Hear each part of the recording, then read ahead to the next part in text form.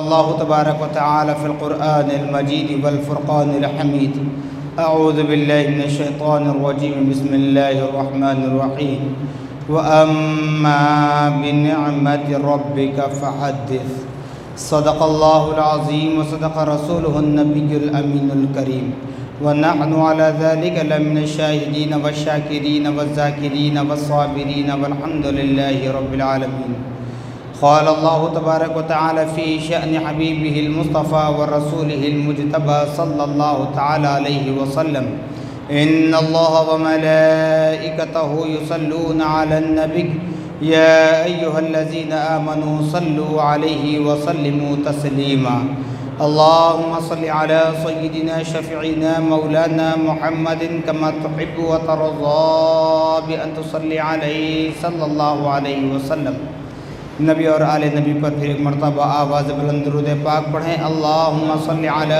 سیدنا شفیعنا مولانا محمد معد الجود والکرم منبع العلم والحلم والحکم وآلہ واصحابہ وبارک وسلم صلاة و سلاما علیکہ یا رسول اللہ صلی اللہ تعالی علیکہ وعلا آلکہ واصحابکہ وازواجکہ وذریاتکہ واہل بیتکہ اجمعین سبحان ربك رب العزة عما يصفون وسلام على المرسلين والحمد لله رب العالمين الحمدللہ تمام تعریفیں اس ذات اقدس کے لیے ہیں جو سارے عالموں کا پروردگار ہے، جس نے ساری کائنات کو پیدا فرمایا، ساری کائنات کو روزی دے رہا ہے، میدان محشر کا مالک و مختار ہے۔ یقیناً اس خدا رب ذوالجلال کا بڑا ہی شکر احسان عظیم ہے کہ اللہ سبحانہ و تعالیٰ نے ہم اور آپ کو اپنی تمام پیدا کردہ مخلوقات میں انسان بنا کر پیدا فرمایا، اشرف المخلوقات کے درجے سے سرفراز فرمایا، نبی مکرم رسول محتشم محمد الرسول اللہ صلی اللہ تعالیٰ علیہ وسلم کی امت بابرکت میں پیدا ہونے کا اعزاز بخشا۔ صاحبو، اللہ تبارک و تعالی اپنے کلام مجید میں ارشاد فرماتا ہے وَأَمَّا بِنِعْمَةِ رَبِّكَ فَحَدِّثْ کہ لوگو تم اپنے معبود حقیقی کی نعمتوں کا چرچا کرو، یعنی اللہ تبارک و تعالی کی نعمتوں کی وحدانیت بیان کرتے ہوئے اللہ تبارک و تعالی کی بارگاہ اقدس میں شکر بجا لاتے ہوئے اللہ تبارک و تعالیٰ کی نعمتوں کا چرچا کرو۔ اب وہ چرچا کیسے کرنا ہے، اس آیت مبارکہ پر بارہا ہم نے سماعت کیا۔ دیکھیے سامعین محترم کہ اللہ پاک نے اپنے بندوں پر جو رحم و کرم کا معاملہ فرمایا، جن لازوال نعمتوں سے ہمیں سرفراز کر رہا ہے، یقیناً وہ پیارے آقا محمد الرسول اللہ صلی اللہ تعالی علیہ وسلم کے نالین کا صدقہ، کیونکہ اللہ پاک کی نعمتیں اگر پیارے آقا کے بغیر ملتی تو شاید ہی آج ہم میں سے کوئی نمازی بھی نہ ہوتا، اس لیے کہ قرآن کو سمجھنا بہت بڑی بات ہے۔ یہ بات اور ہے کہ اس کے شان نزول کو لکھا گیا اور مفسرین نے اس کی تفسیر کی کب؟ جب پیارے آقا صلی اللہ تعالی علیہ وسلم کے طفیل میں اللہ نے نعمتوں سے سرفراز فرمایا، اس بات پر اس کا ایمان و ایقان ہے، ورنہ کہنے والے تو یہ کہیں گے کہ ڈائریکٹ خدا سے مانگا جائے، تو اس طریقے سے نہیں، ہمیں ہر وہ نعمت جو مل رہی ہے، مل چکی ہے، ملنے والی ہے، ہماری نسلوں کو، آنے والے زمانے کو، کل صبح قیامت تک خدا پاک کا جتنا رحم و کرم ہم پر ہوگا وہ صرف اور صرف پیارے آقا محمد الرسول اللہ صلی اللہ تعالی علیہ وسلم کا ہی صدقہ ہے۔ اور رمضان المبارک جیسا عظیم المرتبت مہینہ، ہو سکتا ہے اگر آج چاند نظر آ جائے تو رمضان المبارک کا آغاز ہوگا، یا نہیں تو پھر کل کسی صورت میں رمضان المبارک کا آغاز ہوگا۔ تو یہ اللہ کی عظیم نعمتیں ہیں۔ جیسے گزشتہ جمعہ بھی آپ کے سامنے رمضان المبارک کے متعلق آمد رمضان پر اہل ایمان کو کس طرح اس کا استقبال کرنا، کس طرح اس کی خوشیاں منانا، کس طرح اس کی آمد پر خوشی کا اظہار کرنا، یہ بتلایا گیا۔ سب سے پہلے بات جان لیں کہ رمضان المبارک کا چاند نظر آنے کے ساتھ ہی روایتوں میں بتلایا جاتا ہے، فرمان خداوندی ہے، جہنم کے سارے دروازے بند کر دیے جاتے ہیں۔ جہنم کے سارے دروازے بند کر دیے جاتے ہیں، شیاطین کو سارے قید کر دیا جاتا ہے، اور جنت کے سارے دروازے کھول دیے جاتے ہیں، رحمت کے سارے دروازے کھول دیے جاتے ہیں، توبہ و استغفار کے سارے دروازے کھول دیے جاتے ہیں، برکت کے دروازے کھول دیے جاتے ہیں، مغفرت کے دروازے کھول دیے جاتے ہیں۔ تبھی تو کسی کہنے والے نے کہا، رحمت کا دروازہ کھلا، مانگ ارے مانگ، دیتا ہے کرم ان کا صدا، مانگ ارے مانگ۔ ارے بات ذہن میں رکھ لیں کہ اللہ پاک نے یہ اعلان کر دیا کہ جب میرے بندے کی تخلیق کرتا ہوں، جب میرا بندہ پیدا ہوتا ہے، اس کے ساتھ اس کے رزق کو پیدا کر دیا جاتا ہے۔ رزق آپ کا رکنے والا نہیں ہے، رزق آپ کا پیدا کیا گیا، لیکن جس طرح دنیا میں ایڈوانس ٹیکنالوجی کو لے کر جو الیکٹرانک میڈیا کا استعمال ہم کرتے ہیں خصوصاً، اس میں جیسے جیسے اپڈیٹ ہوتی ہے اس کو ہم حاصل کرتے ہیں، تو ایسے ہی زندگی میں بھی نیکیوں کو اپڈیٹ کرنے کا موقع ہے۔ زندگی میں نیکیوں کو اپڈیٹ کرنے کے لیے خدائے رب العالمین سے رجوع ہونا ہے۔ آپ کو ایکسٹرا نیکیاں چاہیے، آپ کے نامہ اعمال میں زیادہ سے زیادہ نیکیاں لکھی جائیں، تو آپ کو چاہیے کہ ایسے متبرک دن، ایسی مقدس راتیں، ایسے معتبر لمحات جب ہمارے درمیان جلوہ گر ہوں تو اپنے آپ کو اپڈیٹ کرنے کی کوشش کریں۔ رمضان المبارک کا چاند نظر آتے ہیں، جہنم کے دروازے بند، جنت کے دروازے کھل جاتے ہیں، تو وہیں پر سب سے بڑی خوشخبری سنائی جا رہی ہے اہل ایمان کو، اللہ اس کے رسول سے محبت کرنے والوں کو سب سے بڑی خوشخبری سنائی جا رہی ہے کہ رمضان المبارک کی ہر رات میں چاند رات سے لے کر شوال کا چاند نظر آنے تک ہر رات میں اللہ تبارک و تعالی 70,000 جہنمیوں کو جہنم سے آزاد فرماتا ہے۔ 70,000۔ تو ہمیں چاہیے کہ اپنے رب کو اس طرح منائیں، اس طرح راضی کریں کہ کسی نہ کسی رات کے ان 70,000 گناہگاروں میں شامل ہو جائیں، اور اللہ پاک ہمارے اعمال سے راضی ہو، اور اللہ تبارک و تعالی ہمارے گناہوں کو معاف کر دے۔ یہ کوشش کریں۔ اور رمضان المبارک کا چاند نظر آنے کے بعد جو عبادت و ریاضت، ذکر و اذکار کے معاملے ہوتے ہیں، وہاں سب سے پہلے نماز عشاء کے بعد نماز تراویح کا معاملہ ہے۔ بارہا ہر مرتبہ ہر سال آپ کو بتلایا گیا، نماز تراویح کے 20 رکعت پڑھنا یہ سنت طریقہ ہے۔ اب اس پر اختلاف کرنے والے کہیں 8 رکعت، 10 رکعت، 12 رکعت، ان کو کر لینے دیں، آپ ان سے بحث و مباحثہ کرنے کی ضرورت نہیں ہے، کیونکہ اگر وہ 8 کہتے ہیں، 10 کہتے ہیں، 12 کہتے ہیں، ہم 20 پڑھتے ہیں، تو کوئی گناہ نہیں ہے، کوئی برا فعل نہیں ہے، کوئی برا عمل نہیں ہے، اس میں کوئی اللہ کی ناراضگی نہیں ہے، اس میں کوئی رسول اللہ کی نافرمانی نہیں ہے، اس میں کوئی ریاکاری نہیں ہے، اس میں کوئی کراہیت نہیں ہے۔ کہنے کا مقصد یہ کہ ان سے بحث و مباحثہ کرنے کی ضرورت نہیں ہے۔ اور سب سے اہم بات جہاں نماز تراویح کا معاملہ ہے، نماز تراویح نماز کے اصول کے اعتبار سے، تراویح کے اصول کے اعتبار سے بتا رہا ہوں، نماز تراویح ان لوگوں کی مکمل ہوگی جو تکبیر اولیٰ سے ختم نماز تک شامل رہیں گے۔ تکبیر اولیٰ سے کیوں؟ ہاں، اگر کسی کے آنے میں لیٹ ہو گئی، وہ عشاء کی 4 رکعت فرض پڑھ کر تراویح میں شامل ہونے تک حافظ صاحب اگر رکوع میں چلے جائیں، کہ رکعت چھوٹ بھی جائے تو اس کی پرواہ نہیں ہے۔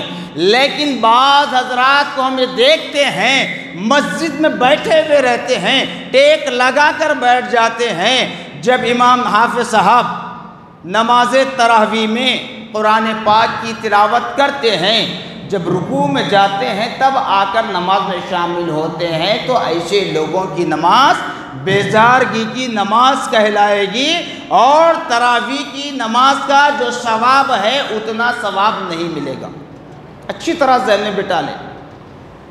اسی لیے سلف صالحین کا طریقہ کار رہا، بزرگان دین کا یہی طریقہ کار رہا کہ نماز میں کھڑا کر کے کسی کو بار نہ ڈالا جائے، کسی کو تکلیف میں مشقت میں نہ ڈالا جائے۔ تبھی تو 1 پارہ 1.25 پارے کی تلاوت یہ بہترین ہے۔ اب اگر کہیں دہے پڑھے جاتے ہیں، شبینے پڑھے جاتے ہیں، اس پر اعتراض نہیں ہے، لیکن پڑھنے والوں سے کہوں گا، خاص طور سے پڑھنے والوں سے کہوں گا، آپ 10 پڑھیں، 6 شبی شبینہ پڑھیں، 5 شبی شبینہ پڑھیں، 3 شبی شبینہ پڑھیں، 2 شبی شبینہ پڑھیں، یا 1 رات میں قرآن پاک کا دور مکمل کریں، اپنی مرضی۔ تو یاد رہے کہ تکبیر اولیٰ میں کھڑے رہیں تو پھر نماز ختم ہو تک کھڑے رہ کر پڑھیں، ورنہ ضروری نہیں ہے، کیونکہ اللہ پاک فرما رہا ہے لا یکلف اللہ نفسا الا وسعها۔ کہ لوگوں، تم اپنے اندر کتنا صبر رکھتے ہو تم نہیں جانتے، تم کتنی تکلیفوں کو برداشت کر سکتے ہو تم نہیں جانتے، لیکن پروردگار فرما رہا ہے میں میرے بندے کی طاقت کو جانتا ہوں، اس کو اتنی ہی تکلیف دیتا ہوں جتنا کہ وہ برداشت کرتا ہے، اتنی ہی مصیبت میں مبتلا کرتا ہوں جتنا کہ اس کو برداشت کر سکتا ہے۔ تو تم اپنے آپ پر اتنی مشقت کیوں ڈالتے ہو کہ جو تم 3 پارے کھڑے رہ کر سن نہیں پاتے، 5 پارے کھڑے رہ کر سن نہیں پاتے، 6 پارے کھڑے رہ کر سن نہیں پاتے، 10 پارے کھڑے رہ کر سن نہیں پاتے، 15 پارے کھڑے رہ کر سن نہیں پاتے، 1 رات میں ایک قرآن پاک کا دور مکمل ہو کھڑے رہ کر سن نہیں پاتے، تو پھر پڑھتے کیوں؟ پڑھانے پر اعتراض نہیں ہے، اہتمام کرنے پر اعتراض نہیں ہے، لیکن اعتراض پڑھنے والوں پر۔ کیوں؟ کہ آپ کو مکمل نماز پڑھنی ہے، مکمل نماز پڑھنی ہے، تو تکبیر تحریمہ سے، تکبیر اولیٰ سے آپ کو نماز میں کھڑے رہنا ہے، تو پھر وہ تراویح کہلائے گی۔ ورنہ ایسے معلوم ہوتا ہے امام صاحب، حافظ صاحب تلاوت کرتے ہیں قرآن کی مصلی پہ کھڑے رہ کر، اور ہم ٹیک لگا کر بیٹھ جاتے ہیں، کوئی فون لے کر بیٹھ جاتا ہے، کوئی کچھ کرتے ہیں۔ جیسے امام صاحب اللہ اکبر کہہ کر رکوع میں جاتے ہیں، ایسے بھاگتے ہوئے آتے ہیں، ایسے محسوس ہوتا ہے کہ کوئی ڈنڈا لے کر ٹھہر گیا، نماز میں چل ورنہ گردن پر دوں گا۔ ایسی نماز کوئی فائدے کی نہیں ہے، اسی لیے آپ کو آسانی بتلائی گئی، 1.25 پارہ پڑھ لیں اطمینان کے ساتھ۔ کتنا؟ اگر حافظ صاحبان سلو بھی پڑھ لیں، آہستہ آہستہ بھی اگر پڑھیں، 1 گھنٹہ، 1.25 گھنٹہ، 1.5 گھنٹے کے اندر عشاء کی نماز، تراویح، وتر سب کچھ ختم ہوتا ہے، 1.5 گھنٹے سے زیادہ کہیں نہیں ہوتا۔ آپ دیکھ لیں، جہاں پر بھی جا کر دیکھ لیں، کتنا بھی سکون سے پڑھا جائے، 1.5 گھنٹے کے اندر عشاء کی نماز، تراویح کی نماز اور وتر کی نماز بھی ہو جاتی ہے۔ تو اس طرح آپ اہتمام کریں۔ اچھا، پھر یہاں پر تراویح میں سنت طریقہ ہمارا جو چلتا ہے جمہور کا، ہمارے اسلاف کے طریقے پر جو ہم چلتے ہیں، 2 رکعت 4 رکعت کے بعد جو تسبیح پڑھتے ہیں، اس پر بھی اعتراض کرنے والے کرتے ہیں، لیکن بعض ذہن میں رکھ لیں کہ یہ 2 رکعت 4 رکعت کے بعد تسبیح کیوں پڑھی جاتی ہے؟ نماز سے اس کا تعلق نہیں ہے۔ یہ نہ پڑھیں تو نماز نہیں ہوتی، نہیں، نماز ہو جاتی ہے۔ یہ پیارے آقا صلی اللہ تعالیٰ علیہ وسلم کا وتیرہ ہے، یہ صحابہ کرام کا وتیرہ ہے کہ انہوں نے اس عمل کو اس لیے اختیار کیا کہ اگر کسی کو طہارت کی حاجت ہو، اگر کسی پر کوئی مرض لاحق ہو تو 2 رکعت 4 رکعت کے وقفے میں جا کر طہارت سے فارغ ہو کر آ سکتا ہے۔ دوسرا، آپ مسلسل 20 رکعت نماز تراویح کھڑے رہ کر پڑھیں گے تو آپ کو تکلیف ہوتی ہے، وہ تھوڑا سا راحت بھی مل جائے، سکون سے بیٹھ جائیں۔ اور نماز تراویح آپ کو 20 رکعت مکمل ایک ساتھ پڑھنا نہیں ہے نا، 2 رکعت سے پڑھنا ہے، 2 رکعت سے۔ ہاں، اگر کوئی واقعی مجبور ہے، تکلیف ہے، تو خود اپنی جگہ پر بھی کچھ دیر بیٹھ سکتا ہے، زیادہ اگر تکلیف ہو۔ اس طرح نے ٹیک لگا کر کہیں بیٹھ جائیں دور، رکوع میں گئے وقت آ کر مل جائیں، ایسا نہیں، بیٹھ جائیں 2 منٹ، پھر اس کے بعد کھڑے ہو جائیں، کیونکہ آپ صف میں بیٹھے رہیں گے تو آپ کو شیطان خلل نہیں کرتا۔ پہلی بات تو رمضان کے نازل ہوتے ہی شیطان بھاگ جاتا ہے، قید ہو جاتا ہے، مگر سب سے بڑا شیطان ہمارا نفس ہے، سب سے بڑا شیطان ہمارا نفس ہے، کیونکہ رمضان کا مہینہ صبر کا مہینہ ہے، اتنی ہی بے صبری ہم رمضان میں کرتے ہیں۔ رمضان کا مہینہ عبادت اور ریاضت کا ہے، اتنا ہی ہم دکھاوے کو پسند کرتے ہیں، تو لہذا اس طریقے سے نماز تراویح کا اہتمام کریں۔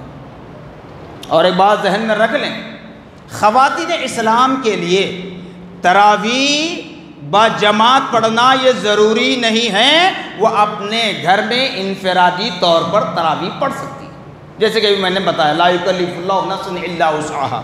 اللہ تبارک و تعالیٰ جب تکلیف دینا نہیں چاہتا تو تم اپنے آپ کو مشقت میں کیوں ڈال رہے ہو؟ تو خواتین اسلام پر بھی، عورتوں پر بھی نماز تراویح باجماعت پڑھنا یہ لازم نہیں ہے، ضروری نہیں ہے۔ گھر میں اگر پڑھ رہے ہیں تو الگ بات، لیکن یہاں سے کہیں دور جا کر پڑھنا ہے تو مشقت میں کیوں اپنے آپ کو ڈالتے ہو؟ پھر کاروبار کرنے والے حضرات تراویح کو 2 دن 3 دن 5 دن 6 دن 10 دن پڑھ لیے، اس کے بعد کہیں گے ہماری تراویح ہو گئی؟ نہیں، رمضان کا چاند دیکھ کر ہمیں تراویح شروع کرنا ہے، شوال کا چاند دیکھ کر ہمیں تراویح چھوڑنا ہے۔ مکمل 30 دن 29 دن جو ہمیں ملتے ہیں تراویح پڑھنا ہے۔ اگر شریعت کے اعتبار سے اگر بات کروں، جیسا کہ اس سے پہلے بھی کہا میں نے، شریعت کے اعتبار سے اگر ہم دیکھیں تو ہمارا جینا مشکل ہو جائے گا۔ ایک تو جمعہ کے دن سورہ جمعہ قرآن میں موجود ہے، پہلی اذان پر کیا حکم ہے؟ اپنے کاروبار، تجارت، آپسی تعلقات سب ختم کر دو، اللہ کے گھر کی طرف آ جاؤ۔ اب یہ قرآن سے ثابت ہے، باوجود اس کے ہم تیار ہوتے ہیں اذان کے بعد؟ نہیں، جبکہ آپ کو بارہا بتلایا گیا جمعہ کی تیاری کے لیے 2 دن پہلے سے آپ تیاری شروع کر دیں تو آپ کے نامہ عمل میں ثواب لکھ دیا جاتا ہے، اس سے بھی ہم دور رہتے ہیں۔ پھر شریعت کے اعتبار سے اگر دیکھا جائے، رمضان المبارک جس طرح اپنے ساتھ نعمتیں برکتیں لیے آتا ہے، اس رمضان المبارک میں صرف اور صرف بندگان خدا کو چاہیے کہ عبادت اور ریاضت، ذکر و اذکار کرے، کاروبار کو ترک کر دے، صرف اللہ کی وحدانیت بیان کرتا رہے، لیکن اتنا ہی ہم کاروبار میں مصروف رہتے ہیں۔ یہ نہیں کہا جاتا آپ کو کہ کاروبار مکمل طور پر چھوڑ دو، لیکن کاروبار بھی کرو اور نمازیں بھی ادا کرو، روزے کے ساتھ ساتھ تراویح بھی پڑھا کرو۔ آپ تراویح پڑھتے ہیں گھنٹہ، 2 گھنٹے، 3 گھنٹے، 4 گھنٹے، دہے پڑھنے والوں کی بات کر رہا ہوں، 3 پارے، 4 گھنٹے بھی اگر آپ کی تراویح ہو رہی ہے، پوری رات آپ تراویح نہیں پڑھتے، پوری رات آپ نماز میں نہیں گزارتے، جہاں فرمایا جا رہا ہے روزے دار کی فضیلت میں کہ روزے دار کا سونا بھی عبادت ہے، یہ اس وقت ہوگا جب آپ رات بھر عبادت کرتے رہیں گے اور دن میں فجر کی نماز پڑھ کر ظہر تک آرام کرتے رہیں گے، ظہر پڑھ کر عصر تک آرام کرتے رہیں گے، تو آپ کا سونا بھی عبادت ہے، سانس لینا بھی عبادت ہے۔ کاروبار میں رات گزار دیں، انٹرنیٹ پر رات گزار دیں، رمضان کے مہینے کو شاپنگ کا مہینہ بنا دیں، رمضان کے مہینے کو میلے کا مہینہ بنا دیں، رمضان کے مہینے کو کھانے پینے کا مہینہ بنا دیں، رات بھر جاگتے رہیں، صبح سوتے رہیں، تو یاد رکھ لیں وہ سونا عبادت میں شمار نہیں ہوگا۔ دونوں باتیں ذہن میں رکھ لیں، رات بھر عبادت کریں، دن میں سو جائیں تو سونے کا ایک ایک لمحہ عبادت میں گزرے گا۔ اپنی عیش و آرام میں اگر رات گزار دیں، پھر کہیں گے روزے دار کا سونا عبادت ہے، سوچ کر سو جائیں گے تو کوئی عبادت کا ثواب نہیں ملے گا۔ ان باتوں کا خاص خیال رکھیں۔ اب آپ کہیں گے یہ باتیں کوئی نہیں کرتے، مولانا تلخ انداز میں کہتے ہیں۔ میرے بھائی، میں نے بارہا کہا، اس طرح تلخ انداز میں کہوں تو کوئی میرا پیٹ نہیں بھرتا، کوئی میرا جیب نہیں بھرتا، کسی سے مجھے کوئی پرواہ نہیں ہے، اس لیے کہتا ہوں کہ یہ دور بڑے فتنوں کے دور سے ہم چل رہے ہیں، نہیں معلوم آنے والے زمانے میں، آنے والے سالوں میں اور کیا معاملے ہوں گے۔ ہمارے یہ نونہال بچے جب یہ نوجوانی کی عمر کو پہنچیں گے، کیا اس طرح یہ عبادت کر پائیں گے یا نہیں، وہ اللہ بہتر جانتا ہے۔ اس لیے کہہ رہا ہوں، اگر آج ہم ایسا عمل کریں گے تو ہماری معصوم نسلوں کو اس کا اثر ہوگا، یاد رکھیے۔ اور چلتے ہوئے آخر میں بات بتا دوں، جہاں ہم رمضان المبارک کی آمد کی خوشیاں مناتے ہیں، وہیں پر پیران پیر روشن ضمیر ہیکل نورانی قندیل صمدانی حضرت شیخ عبدالقادر جیلانی غوث اعظم صمدانی رحمۃ اللہ علیہ کی ولایت بسعادت کا دن، اور یہی وہ رمضان کی 3 تاریخ ہوگی جہاں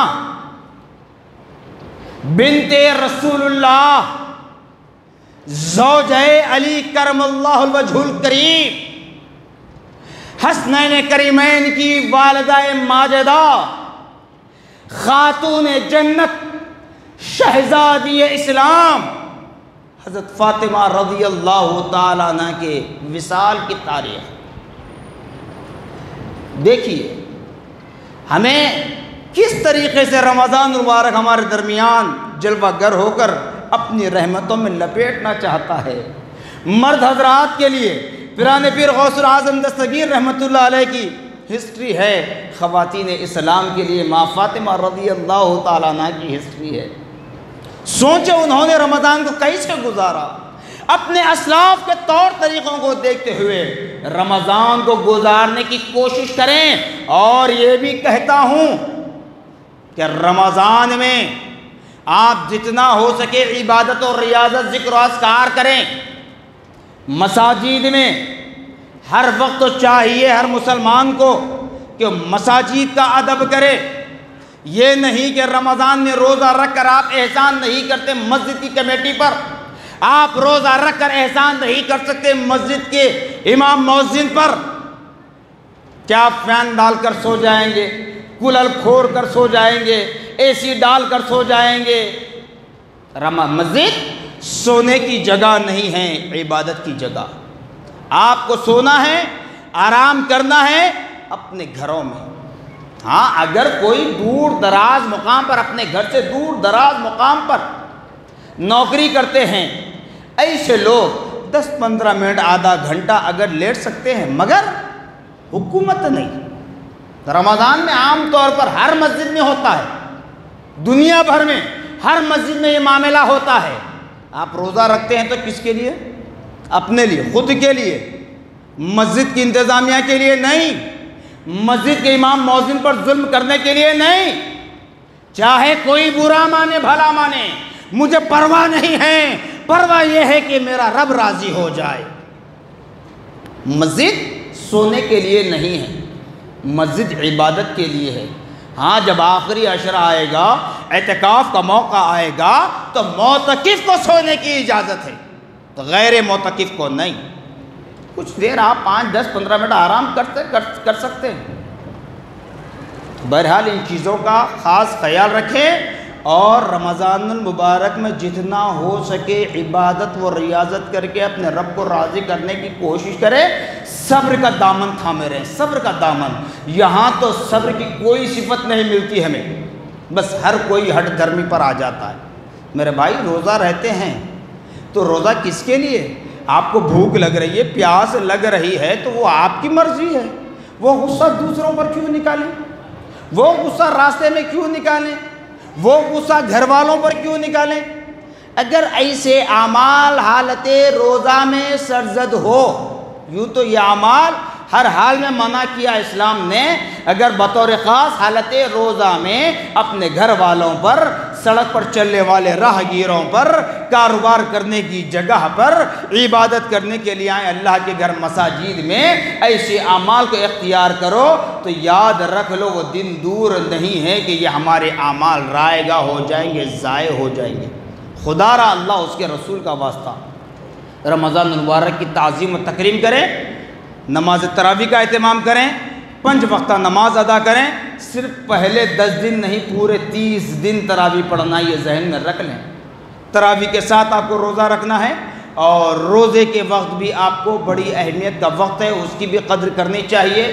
وقت ہو چکا ہے، انشاءاللہ آئندہ جمعہ دیکھا جائے گا، اس کی بھی قدر کریں. اور افضل طریقہ، بہتر طریقہ بتاؤں، آخری بات کہہ رہا ہوں، افطار کا. افطار بہتر اور افضل طریقہ یہ ہے کہ اپنے گھروں میں کریں. کیوں؟ اس لیے کہ وہ وقت دعا کی قبولیت کا وقت ہے. اپنے ضعیف والدین کے ساتھ، اپنے بھائی بہنوں کے ساتھ، اپنی شریک حیات، اپنی اولاد کے ساتھ دسترخوان بچھا کر رب کو راضی کرنے کے لیے بیٹھ جائیں، دعائیں کریں، اور سب کے ساتھ بیٹھ کر روزہ کھلیں. بہت بڑا افضل طریقہ. کوئی مسافر ہے، کوئی کاروباری ہے، وہ اگر مسجد میں کھولتا ہے تو وہ الگ صورت. مسجد میں کھولنا منع نہیں ہے، لیکن ہمیں برکت کہاں چاہیے؟ اپنے گھروں میں. رحمت کہاں چاہیے؟ اپنے گھروں میں. آفات و بلیات سے محفوظ کہاں رہنا ہے؟ اپنے گھروں کو آفات و بلیات سے محفوظ و مامون رکھنا ہے. تو افطار کا وقت بڑی اہمیت کا وقت ہے. اس وقت سارے عالم اسلام کے مسلمانوں کے جان و مال، عزت آبرو کی حفاظت کے لیے دعا کریں. ہمارے وطن عزیز ملک ہندوستان کے لیے دعا کریں، ہماری ریاست تلنگانہ کے لیے دعا کریں، ہمارے شہر حیدرآباد کے لیے دعا کریں، ہمارے خاندان قبیلے والوں کے لیے دعا کریں، پھر اپنے ماں باپ بھائی بہنوں کے لیے دعا کریں، پھر اپنی آل اولاد کے لیے دعا کریں، پھر اپنے جائز مقاصد کے لیے دعا کریں. یہ طریقہ صحیح ہے، اس طریقے سے دعا کریں. انشاءاللہ افطار کا وقت بڑی اہمیت کا حامل ہے. آئندہ جمعہ زندگی باقی رہی، آپ کے درمیان آ جاؤں تو اس پر گفتگو کروں گا. جزاکم اللہ خیرا جزا، وآخر دعوانا الحمدللہ.